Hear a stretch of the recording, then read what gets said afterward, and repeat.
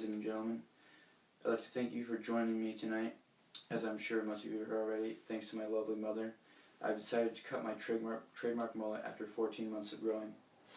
I'm sure many will disagree with this decision and will be sad to see it go, but I feel it is for the absolute best. I am pleased to announce that this haircut will be supporting Compassionate Care ALS, a foundation that works to help ALS patients live with this terrible disease. I first became associated with this cause last spring when my JV basketball coach, Paul Seaver, was diagnosed with ALS. Coach Seaver battled early symptoms of the disease when his voice, he lost his voice, and originally he passed it off as allergies, but it kept persisting. He went to go get it checked out, and he found out a few weeks before the end of the season that that he had ALS. He chose not to share this information with the team because he did not want to distract them as they went into the tournament. Coach Seaver's selflessness, kindness, and courage have been a constant inspiration for me ever since. So, as an incentive to cut my wonderful hair, which I certainly would have kept long into the calendar year, I told my mom that I would cut it if she were able to raise $1,000 for CCALS. It started as just an idea that I threw out there, but very quickly she made it a reality. If I could ask anything from you, it would be to donate any amount, however much you would like, to CCALS. The information for how to donate will be available on my Facebook page under the event Cut Isaac's Hair for a Good Cause. As another incentive to donate, anyone who donates and notifies myself or my mom will automatically be entered into a raffle for a chance to cut a long lock off the back of my head. Imagine that. Raffle eligible donations will close Friday afternoon, and the haircut will take place around 7 p.m. at the Wellesley High School track after my baseball game.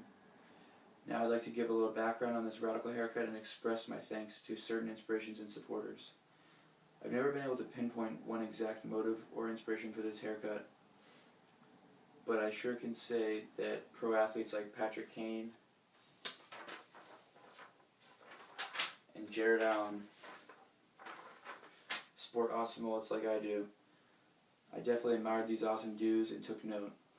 Another contributing factor was the fact that I had never had hair longer than half an inch since perhaps 5th grade. I went through all of middle school and the first year and a half of high school giving myself a boring old number 2 buzz every month. So last spring I decided it was time to change that. After basketball season I vowed not to cut my hair until it was long enough to sculpt a fantastic mullet. I reasoned that having a mullet for the 2011 football season would not only make me look like the Boz, Brian Bosworth, but also provide some fun-loving reminder to relieve some of the stress of a 4-month football season. So I let it grow. Keeping hold of my promise, I didn't touch my hair for about 5 months. But despite the fact that it was still in an awkward in-between stage of not quite short enough but not quite long enough, I decided it was time. I had just been hit with a $1,000 bill for rear-ending a woman in a parking lot, and I thought the mullet would be the perfect way to symbolize a new me, to start fresh from the unfortunate accident. So on July 16th, my mom went to work and produced the first stage of my mullet. My teammates loved it, and I think you could say my coaches appreciated it. Looking back on it, I think it's safe to say it certainly lightened the mood of the dreaded Tuesday full pad practices that all my teammates can testify is in need of some mood lightening. Mother Nature always seems to provide a dreadfully gloomy overcast with a slight drizzle just in time for Tuesdays. I think Coach Sullivan, my linebackers and offensive coordinator coach, exemplified this lightened mood with his favorite pre-practice line, "Hey Blake, the 90s called, they want their hair back." So by this point, it seemed that all my original goals were successful. But something wasn't quite right. It still wasn't as long as I wanted it to be. I received an unfiltered reminder of this as I got word that Matt Sherman, husband of my English teacher, Miss Sherman, thought my hair looked like crap. Miss Sherman was also kind enough to relay some lunch break chatter that some fellow English teachers thought initially that my hair was a butchered attempt at a mullet. I knew it was too short, but most people liked it anyways. In response to any compliments I got, I would say, wait till Thanksgiving. Considering Mr. Sherman's observation came 5 days before Thanksgiving and 2 weeks after this awesome picture, I've concluded that Matt Sherman is a pure hater and is probably just jealous. After all, he is bald. I've told Miss Sherman that I'm waiting to meet this guy so I can give him peace of my mind, but she says coming to school is the last thing on his list of things to do. Anyways, from that point on, my hair just kept getting longer and the mullet even more fantastic.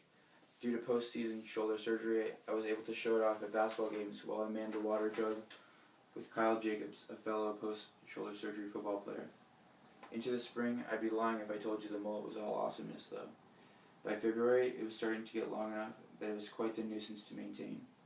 I'd like to thank my sister Anna for providing me with some great shampoo and conditioner, although I doubt she realizes I've been using it.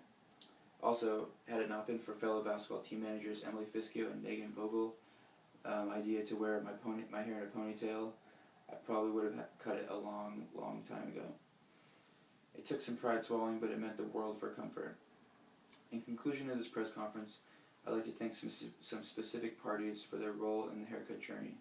First, the missionaries at church for dubbing me the Boz.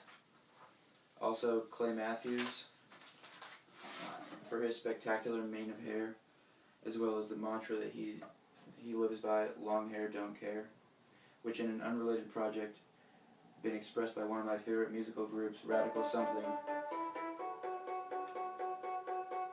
I may be losing the hair, but the carefree attitude isn't going anywhere.